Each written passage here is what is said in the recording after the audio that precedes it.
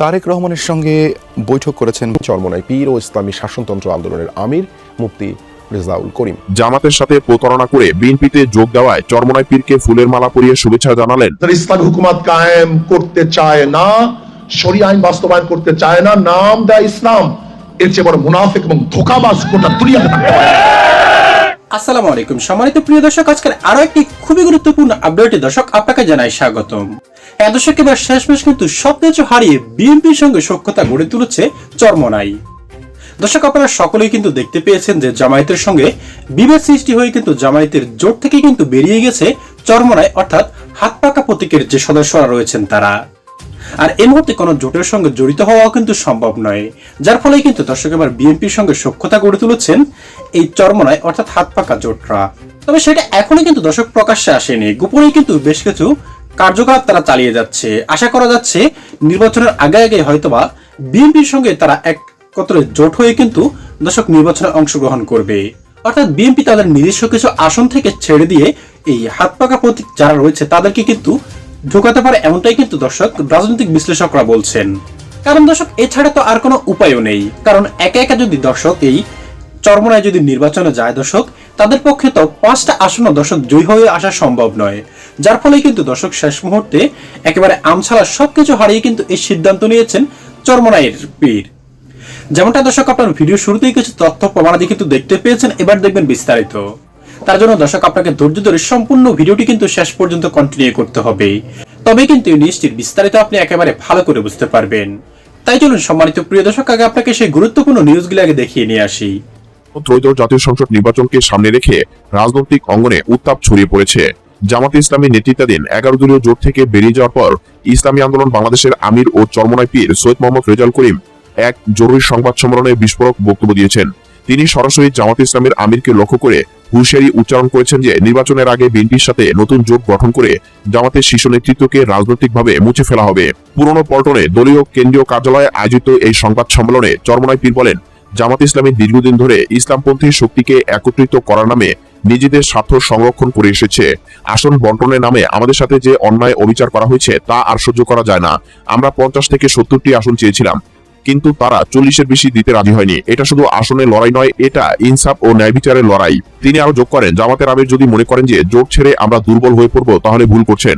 নির্বাচনের আগে আমরা বিএনপির সাথে কৌশলগত জোট গঠন করব। বিএনপি নেতৃত্ব বুঝতে পেরেছে যে জামাতের একক আধিপত্য ইসলামী আন্দোলনকে দুর্বল করে তাদের নিজেদের পথ সুগম করছে। আমরা বিএনপির সাথে হাত মিলিয়ে জামাতের আমিরকে এবং তাদের প্রধান প্রার্থীদের নির্বাচন থেকে রাজনৈতিকভাবে মুছে ফেলবো। এটা হুঁশিয়ারি নয়, এটা প্রতিশ্রুতি।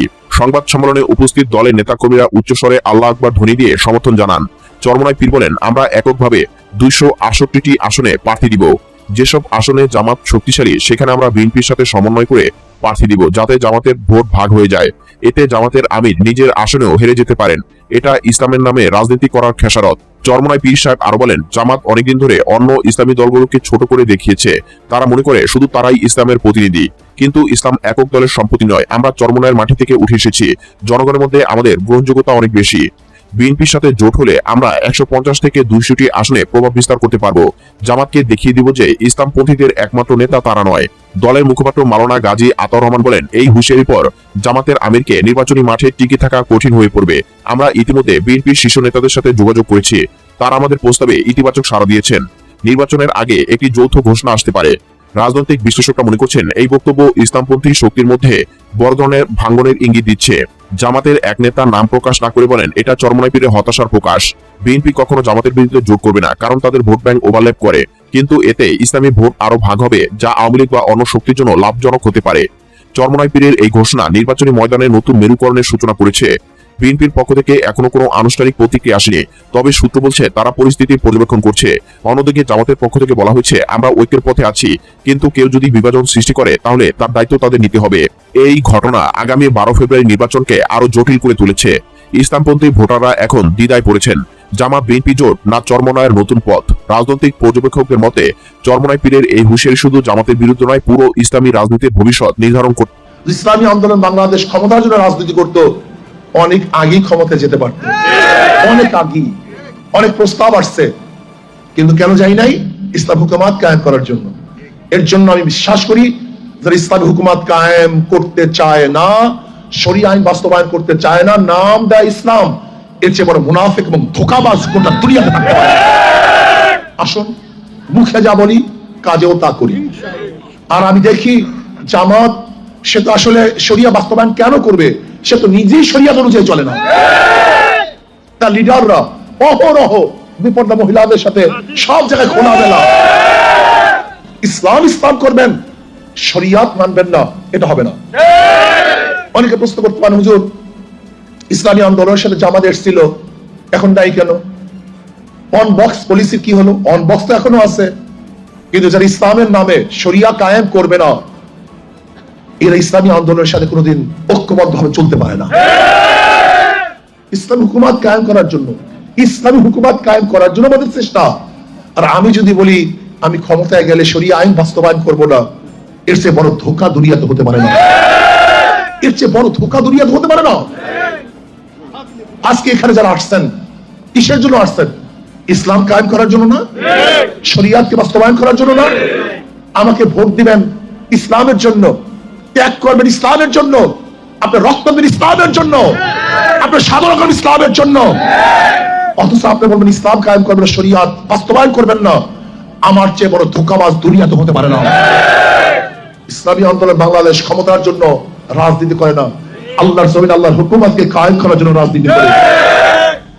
ইসলামী আন্দোলন বাংলাদেশ ক্ষমতার জন্য রাজনীতি করত, অনেক আগেই ক্ষমতায় যেতে পারত, অনেক আগেই। অনেক প্রস্তাব আসছে, কিন্তু কেন যাই নাই?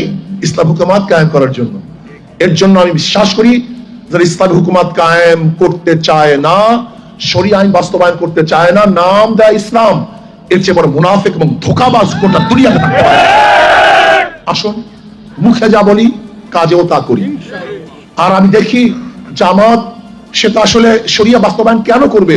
সে তো নিজেই শরিয়া অনুযায়ী চলে না। তার লিডাররা অহরহ বিপর্দা মহিলাদের সাথে সব জায়গায় খোলামেলা খোলামেলা। আশ্চর্য বিষয়, যে ব্যক্তি নিজেই শরিয়াত মানে না, সে শরিয়াত বাস্তবায়ন করতে। সম্মানিত দর্শক, আজকের এই গুরুত্বপূর্ণ নিউজগুলি দেখার পর দর্শক আপনার কি মনে হয়? বিএনপি কি শেষ পর্যন্ত এদের সঙ্গে কি একত্রিত হবে, নাকি দর্শক মাঝপথে এদেরকে ছেড়ে দিয়ে তারা তাদের নির্বাচনী ট্রেনে উঠে যাবে?